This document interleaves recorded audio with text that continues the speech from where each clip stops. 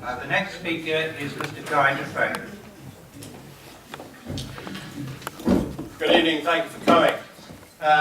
Many years ago I was a St Clement resident, and it's always a great pleasure to come back to God's own parish, although I have to say it has come as something of a surprise to discover that God goes around at 30 miles an hour. That said, I think we're all here for the same reason. We lack confidence in our current government. And amongst all the various critique that we may have, the central problem boils down to one thing. There are too many people living in this small island. I can remember when we set population limits. 80,000 was the figure calculated. Then it was 85,000. Now we're up to 102, 103,000, and many people speculate that figure is actually higher. And the size of the population affects every other single element that we worry about. We need more hospitals. We're getting one. As soon as we get 130,000, assuming we can tackle population, we'll need two.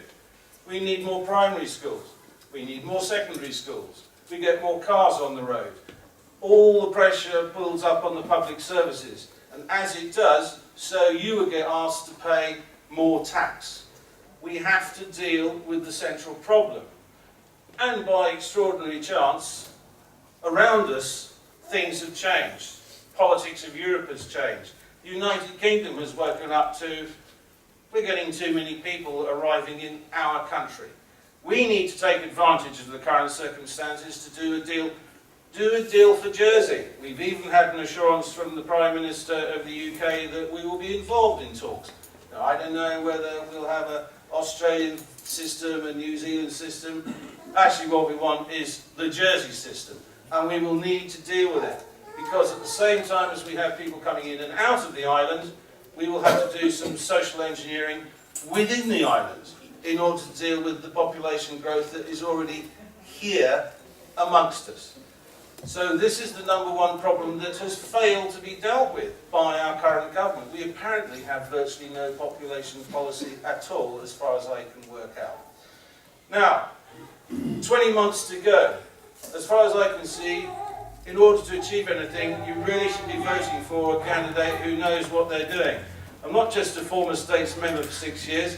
I was a minister. I intend to hit the ground running. I have propositions already written.